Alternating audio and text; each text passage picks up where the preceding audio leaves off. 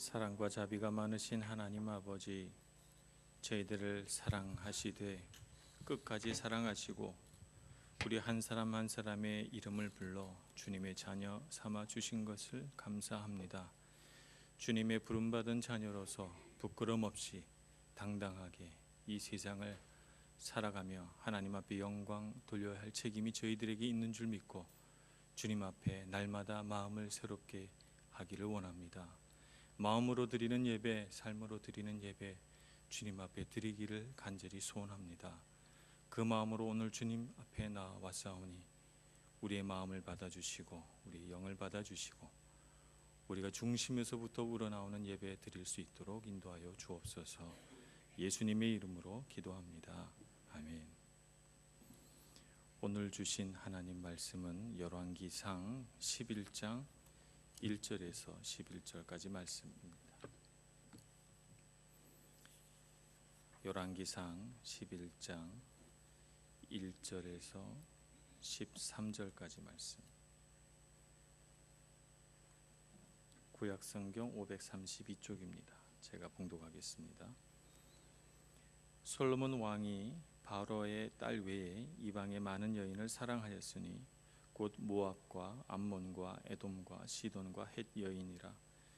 여호와께서 일찍이 이 여러 백성에 대하여 이스라엘 자손에게 말씀하시기를 너희는 그들과 서로 통혼하지 말며 그들도 너희와 서로 통혼하게 하지 말라. 그들이 반드시 너희의 마음을 돌려 그들의 신들을 따르게 하리라 하셨으나 솔로몬이 그들을 사랑하였더라. 왕은 후궁이 700명이요 첩이 300명이라. 그의 여인들이 왕의 마음을 돌아서게 하였더라.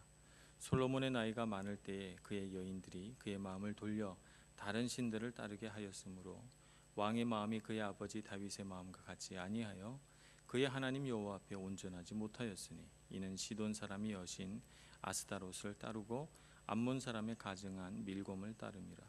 솔로몬이 여호와의 눈앞에서 악을 행하여 그의 아버지 다윗이 여호와를 온전히 따름같이 따르지 아니하고 모압의 가증한 그모스를 위하여 예루살렘 앞산에 산당을 지었고 또 암몬 자손의 가증한 몰록을 위하여 그와 같이 하였으며 그가 또 그의 이방 여인들을 위하여 다 그와 같이 한지라.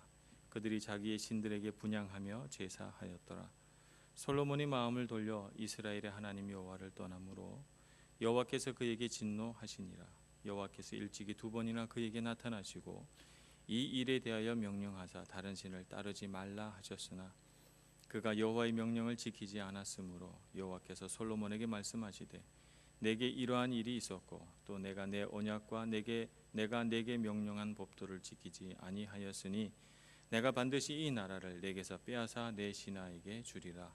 그러나 내 아버지 다윗을 위하여 내 세대에는 이 일을 행하지 아니하고 내 아들의 손에서 빼앗으려니와 오직 내가 이 나라를 다 빼앗지 아니하고 내 종 다윗과 내가 택한 예루살렘을 위하여 한 지파를 내 아들에게 주리라 하셨더라. 아멘. 이솝 우화 중에 이런 우화를 제가 읽은 기억이 납니다만 기억이 가물가물해서 잘 맞는지 모르겠습니다. 사냥을 좋아하는 아들이 있었어요. 그래서 사냥을 하러 가면 특히 이 아들은 사자 사냥하는 걸 그렇게 좋아했는데 그래서 사자가 나타났다 그러면 이제 사냥하러 나가는 거죠. 얼마나 위험한 짐승이에요. 이게 아버지는 아들이 사냥 나간다 그러면 늘 노심초사 마음이 조마조마한 거예요. 어떤 날은 상처가 나서 돌아오기도 하고 어떤 때는 또 말에서 떨어져 다리가 부러지기도 하고 뭐 크고 작은 사고가 있었는데 나왔다 그러면 또 사냥을 나가는 거예요. 근데 한 번은 그 지방에 아주 포악한 사자가 나타나서 미친 듯이 날뛰면서 사람들을 닥치는 대로 죽이는 이런 아주 포악한 사자가 나타났다 그러는 거예요. 아들은 신이 났어요. 내가 이 사자를 꼭 잡아야 되겠다. 아버지의 마음은 이번에는 아들이 성공을 못하고 죽을 것 같은 거예요. 그래서 어떻게 합니까? 다락방을 높이 짓고 거기다 아들을 가두고 못 나오게 했어요. 아들이 죽을까 봐. 아버지의 마음이죠. 사랑이죠. 그래 아들이 거기서 미친 듯이 소리를 질러대니까 위로받으라고 이 사방 벽에다가 밀림을 멋있게 그리고 거기 아주 사자들을 벽마다 하나씩 다 그려놨단 말이죠. 아들이 너무 사냥을 나가고 싶은데 아버지가 못 가게 하니까 아침마다 일어나서 사방 벽을 향하여 미친 듯이 몸을 들이받고 그렇게 하다가 결국은 이 아들이 그 방 안에서 머리가 깨져서 죽고 말았어요. 그런 얘기입니다. 오늘날 참 많은 사람들이 사랑한다고 말하면서도 이 아버지처럼 병든 사랑을 하는 게 아니냐 생각을 해봅니다. 도대체 우리가 사랑한다고 할 때 뭐가 사랑인가? 어떤 것이 사랑인가? 좀 곰곰이 생각을 해봐야 할 것입니다. 오늘 솔로몬이 여인들을 사랑했다고 그랬습니다. 사랑이 죄는 아닙니다. 누구든지 사랑하고 살아야 합니다. 그래서 남자는 여자를, 여자는 남자를 사랑해야 되고, 부모는 자식을, 자식은 부모를 사랑해야 되고, 성도 간에 서로 교제하고 사랑해야 합니다. 그런데 우리가 여기에 한 가지 하나님 나라 원리를 세워야 해요. 마이크를 조금만 올려주실래요? 제 목소리가 잘 안 들려. 지난번부터 제가 목이 자꾸 아프더라고요. 우리가 서로 사랑해야 되는데 하나님 나라 원리를 하나 세워놓고 사랑을 해야 합니다. 그것은 뭐냐 하면 하나님보다 더 사랑하는 것이 없어야 해요. 제가 이 말씀을 하나님 믿지 않는 분들에게 이렇게 얘기하면 코웃음을 치실 것입니다. 세상에 많은 사람들의 사랑을 봅니다. 기독교인뿐만 아니라 기독교인이 아닌 사람들의 사랑을 봐요. 제가 드라마를 안 본 지 오래됐지만 제가 드라마를 안 보는 이유가 있죠. 드라마를 보면 그 사랑의 결말이 어떻게 될 건지 뻔히 다 알기 때문이죠. 세상의 사랑 지겹도록 경험했고, 또 그 세상의 많은 사랑들이 왜 그 사랑의 우여곡절을 겪습니까? 병든 사랑하니까. 병든 사랑하면서 수많은 상상하지 못할 끔찍한 일들이 사랑이란 이름 안에 죄로 나타나고 저질러지고, 그래서 몸서리쳐지는 일들이 우리 삶 가운데 있으니까 뭐라 그럴까요? 우리는 그런 것이 너무 익숙해서 남들이 그런 아픈 사랑, 비극적인 사랑을 하는 것을 보면서 어떤 대리만족을 느끼는지도 모르겠습니다. 그런데 어쨌든 우리가 고통당한다는 것이죠. 사랑이라는 이름 때문에. 그래서 우리는 뭐가 뭔지 모른 채 왜 사랑하기를 원하고, 사랑이 나쁜 것이 아님에도 불구하고 이토록 우리는 사랑하기가 어렵고 고통만 받는 것일까? 하나님 나라 원리 하나를 세우지 못했기 때문입니다. 그것은 하나님보다 더 사랑하는 것이 없어요. 남자는 여자를 사랑할 때 하나님보다 더 사랑하면 안 됩니다. 여자는 남자를 사랑할 때 하나님보다 더 사랑하면 안 됩니다. 그 순간 병든 사랑이 되어버립니다. 부모가 자식을 사랑하는데 하나님보다 자식을 더 사랑하면 그 사랑은 병들게 됩니다. 자식이 부모를 사랑하는데, 그런데 그 부모를 하나님보다 더 사랑하면 그건 병든 사랑입니다. 하나님을 바라보고 하나님을 최고로 사랑할 때, 그래서 이 세상의 모든 사랑이 하나님 사랑 아래에 있을 때 우리는 비로소 건강한 사랑을 하게 됩니다. 그러면서 우리는 무엇을 보는가 하면 하나님은 어떻게 사랑하셨나 하는 것을 보게 됩니다. 하나님은 어떻게 사랑하셨을까요? 하나님은 자기 아들을 사랑하셨어요. 사랑하셨는데 십자가 지게 하잖아요. 사랑한다면 그렇게 하지 말아야 하는데 십자가를 지게 하고 죄 없는 자기 아들을, 자기 피조물들을 사랑하기 때문에 십자가에 못 박습니다. 그것이 하나님 아버지의 사랑이죠. 오늘 그 사랑을 배워야 되는데 그렇지 못합니다. 오늘 솔로몬은 하나님을 참 사랑했어요. 근데 갑자기 그의 마음 가운데 하나님보다 더 사랑하는 사람들이 생기기 시작했습니다. 이방 여인들입니다. 이 여인들은 이스라엘을 가운데 두고 지중해 쪽, 땅이 없는 바다 쪽을 제외한 북쪽, 남쪽, 동쪽의 여인들입니다.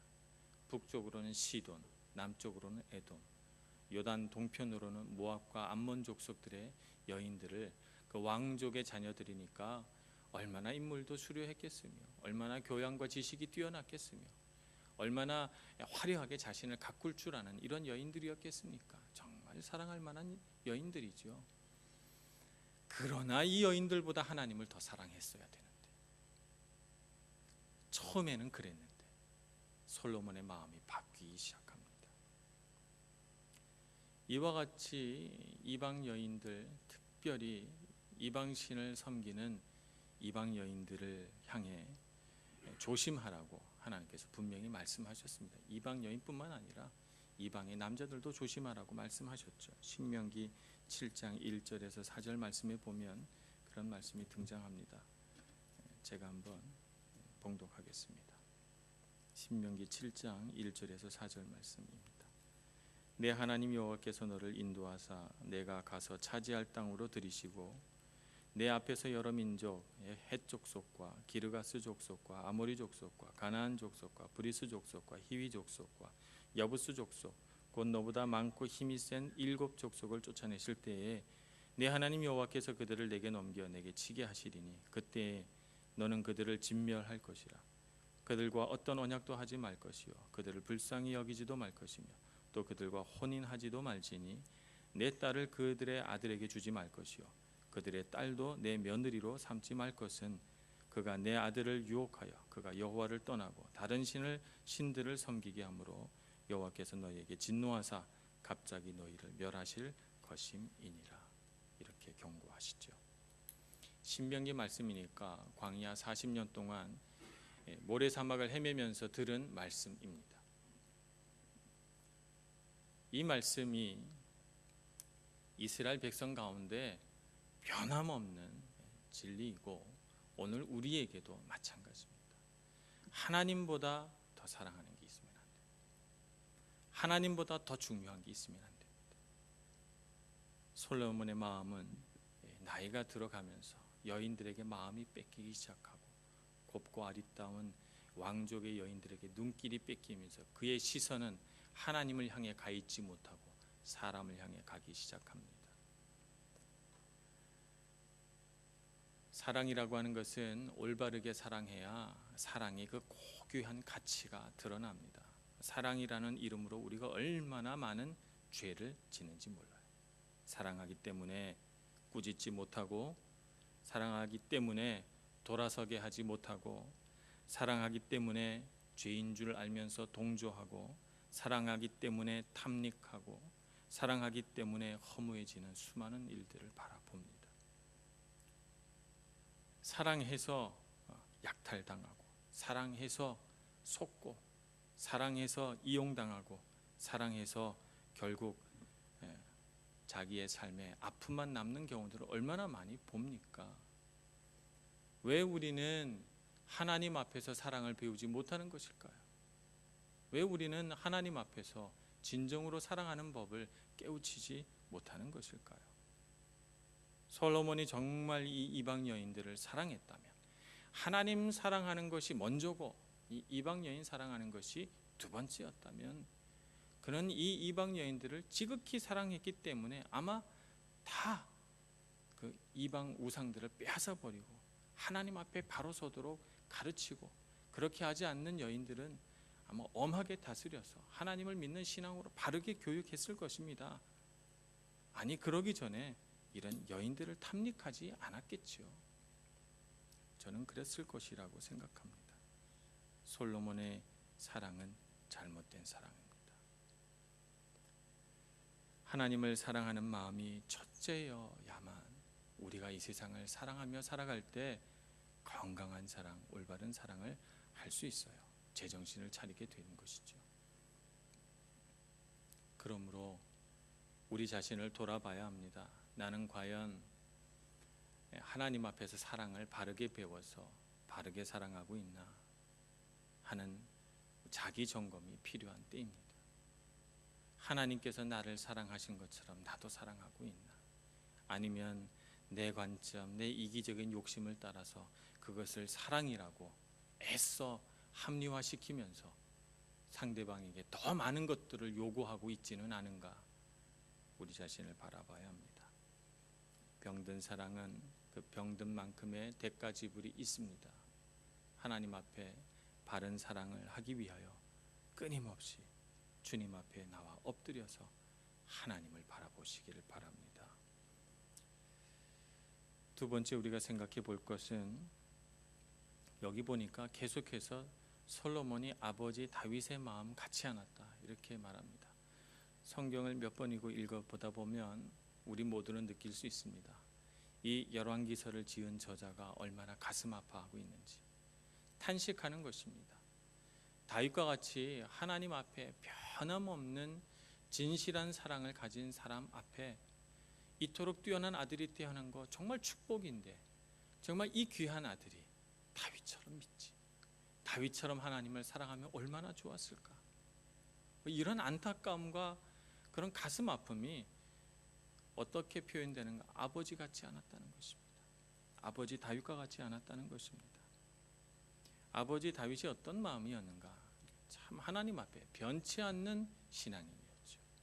다윗이 가진 신앙 가운데 가장 정말 뛰어난 점은 변치 않았다는 것입니다. 그가 소년 시절이었으나 또 청년의 때이나 또 그가 장년이 되어서나 혹은 노년이 되어서나 그는 변함없이 하나님을 신실하게 믿었습니다. 신실하신 하나님을 바라보고 그 신실하신 하나님의 성품을 그냥 그대로 마음속으로 받아들이는, 정말 나이가 들어서도 소년 같은 그런 깨끗하고 순수한 믿음이 엿보이는 그런 사람입니다. 이것이 다윗이죠. 그런데 우리가 이 세상을 바라보면 참 사람이 잘 변해요. 정말 안타까운 일이죠. 사람처럼 잘 변하는 게 없어요. 그래서 사람의 마음은 갈대 같아. 여자만 갈대 같은 게 아니라 남자도 다 갈대 같아요. 그래서 아침에 일어날 때 마음이랑 저녁에 누울 때 마음이 다르고, 참 사람 마음은 어쩌면 그렇게 하루에도 몇 번씩 요동치고 오늘과 내일과 나날이 사람 마음은 그렇게 달라지는 것인지, 왜 변하는 것일까요? 솔로몬의 경우에는 정욕과 욕심을 따라갔기 때문에 그의 마음이 변한 것입니다. 그는 이제 부러울 것 없는 강대국의 왕이 됐고, 그는 원한다면 무엇이든지 다 움켜쥘 수 있었으며, 그는 이 세상에 정말 무소불위의 권력을 휘두를 수 있는 그런 권력자가 됐습니다. 다윗은 그런 권력자가 됐어도 하나님을 두려워했습니다. 예언자가 그에게 와서 말했을 때는 가슴을 치고 눈물을 흘리며 회개할 줄 알았어요. 근데 솔로몬은 달랐습니다. 그런 권력을 쥐게 되고 그런 자리에 오르게 되니까 그는 서서히 정욕과 욕심을 따라가기 시작합니다. 그것이 어느 날 갑자기 막 길을 가다가 90도로 꺾어서 좌회전이나 우회전 하듯이 그렇게 인생길이 바뀐 것이 아닙니다. 그냥 조금씩, 매일같이 조금씩 그는 자기의 마음을 정욕과 욕심 가운데 허용해 줬던 것입니다. 조금씩 허용해 줬던 것이죠. 제가 요즘 계속해서 영적 전쟁을 말씀드리지 않습니까? 구약의 영적 전쟁 중에 가장 치열한 전쟁이 솔로몬을 빼앗는 전쟁 아니었을까 싶습니다. 하나님 품에서 솔로몬이라고 하는 걸출한 영웅을 떼어낸다면 정말 많은 사람들에게 절망감을 줄 수 있겠다, 이런 생각을 사탄이 하지 않았을까요? 그래서 그의 마음을 계속해서 매일 아주 조금씩 100만 분의 1씩 정욕과 욕심 가운데 허용하도록 그의 마음을 조금씩 열어갔던 것이죠. 그렇게 해서 세월이 많이 지나가고 나니까 이제 돌이킬 수가 없는 것입니다. 그 매일매일의 영적 전쟁 가운데 그가 패배했기 때문에 결국 어느 날 세월이 흘러서 10년, 20년이 지나 정신을 차려보니 돌이킬 수 없는 지점에 와 있는 것입니다. 하나님께로 돌아갈 수 없는 곳까지 가버린 것입니다. 그래서 하나님께서 어느 날 세 번째로 나타나셔서 솔로몬아, 내가 너에게 2번이나 나타났고 내가 너에게 이러이러한 축복을 줬고 내가 이와 같이 하라고 내가 너와 약속까지 했는데 너가 어찌 나를 이렇게 할 수 있느냐 라고 말씀하셨을 때 솔로몬은 다윗처럼 꺼이꺼이 울면서 주님, 제가 죄인입니다 라고 말하며 돌아오지 않았습니다. 그것을 우리가 알아야 합니다. 매일같이 조금씩 변해서 영적 전쟁에서 패한 사람은 결코 돌아오지 않습니다. 다윗이라면 아마 영적 전쟁에서 진 그 순간 아무리 그가 멀리 갔어도 정말 자기의 팔을 부러뜨리는 한이 있어도 하나님 앞에 돌아오려고 몸부림쳤을 것입니다. 그런데 솔로몬은 이미 다 갖추어졌어요. 돌아오지 않는 것입니다. 그래서 하나님께서 심판하십니다. 내가 너 나라를 나누어서 너에게는 한 지파만 주고 너 아들에 대해서는 한 지파만 주고 나머지 지파는 다 너의 신하에게 주겠다. 아버지를 생각해서 네 목숨이 닿는 날까지는 너의 영화를 지켜주마. 솔로몬이 잘해서가 아니고요. 솔로몬이 하나님께 1000번제를 드려서가 아니고요. 솔로몬이 지혜를 구해서가 아니고요. 아버지 때문에 솔로몬의 영화가 솔로몬의 목숨이 붙어 있는 날까지 유지되는 거예요. 솔로몬이 어떻게 말했을까요? 네 하나님, 오케이입니다. 제 목숨 닿는 날까지는 괜찮다고 하시니 그렇게 하시죠. 아마 그렇게 말했나 봅니다. 솔로몬의 대답이 없으니까요. 솔로몬은 회개하지 않았습니다. 우리가 하나님을 잘 믿는다라고 하는 것은 하나님의 신실하심을 배운다는 것입니다. 변하지 않는 것입니다. 매일매일 자신의 삶 가운데 신실하신 하나님의 성품을 닮아서 오늘도 변함없이 하나님을 잘 믿기 위하여 몸부림치고 하나님 앞에 바로 서기 위하여 자신의 가슴을 치고 뼈를 깎는 영적 전쟁을 해나가면서 그 수많은 싸움 가운데 오직 하나님만 바라보겠다고 매일매일 결단하는 신앙만이 다윗과 같은 신앙이 되는 것입니다. 그렇게 매일의 삶을 싸워나가면 어렵지 않습니다. 그런 싸움을 싸워나가는 것이. 잘 연단된 용사는 싸움에 능한 용사가 되기 때문에 그렇게 하나님 앞에 살아가는 것 어렵지 않습니다. 그렇게 살아간 사람이 없지 않습니다. 다윗이라고 하는 사람이 있었고 수많은 우리 믿음의 선진들이 있습니다. 그것을 바라보고 솔로몬과 같은 사람을 바라보면서 패배주의에 젖으면 안 되겠습니다. 내 마음이 변한 것을 놓고 사람은 다 그런 거야, 인생은 그런 거지 뭐 라고 하는 패배주의에 젖지 않는 그리스도인들이 되기를 소원합니다.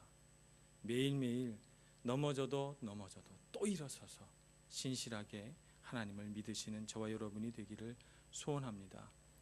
그런 믿음의 삶을 살아갈 때 정말 하나님의 그 흐뭇한 미소가 느껴지지 않습니까? 그분의 그 기뻐하는 얼굴이 보이는 것 같지 않습니까?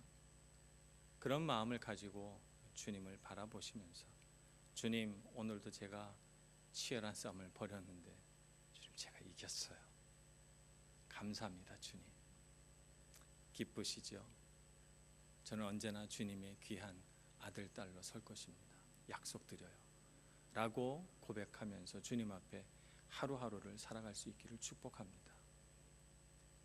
그런 믿음의 용사들이 다 되셔서 솔로몬처럼 되지 마시고 다윗과 같은 용맹한 장수가 되시기를 바랍니다. 기도하겠습니다.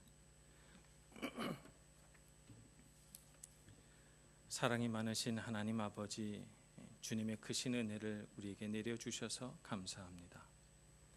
인생길을 가다가 수많은 유혹을 맞닥뜨리게 되고 또 때로는 감당하지 못할 것 같은 어려움과 시험 속에서 넘어질 때도 있습니다.